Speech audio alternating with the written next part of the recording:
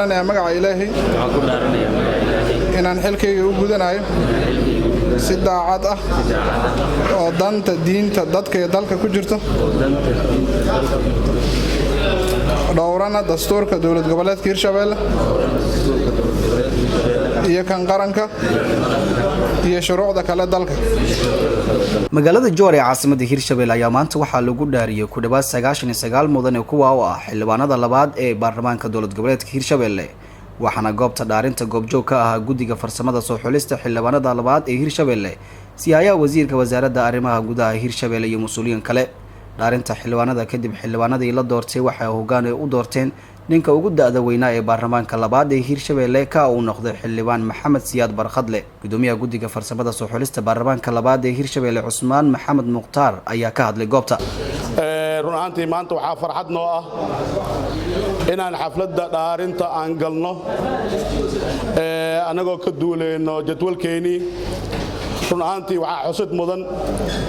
jadwalka maanta ayaan ugu aadanahay 31 ah in dhaarinta aan marno waxaan leenahay waxaan ku faangno ayaan qabanay Hirshabelle shalis ay ahayd maanta ma aha maanta siday tahayna biri ma aha doonto insha Allah siyaaya wasiirka wasaaradda arrimaha gudaha ee Hirshabelle Maxamed Cali Caadle ayaa dhaarinta kadib xildhibaanada goobta ka hadlay waxaa la idinka rabaa waxaa la yiri wiilkaagu maalin uu heella ka rabaa waa goormay waa maalinta hooyadiis aad guursanaysaa la yiraahdaa waxaa la idinka rabaa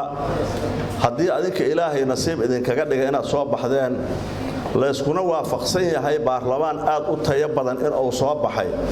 waxaan idinka rabnaa inaad Hirshabelle u doortaan cidii hogaamin lahayd haddii ay tahay baarlamaan iyo haddii ay tahay fulin intaba Hirshabelle gacantiina ku jirtaa maanta meeshii aad u dhigteen ayayna u jeesanaysaa waxaana idinka codsanaynaa inaad u doortaan maanta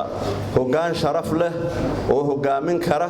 hadduu yahay baarlamaan iyo haddii uu yahay fulinba Yusli Maxamed Ahmed Bulsho TV magaalada Joor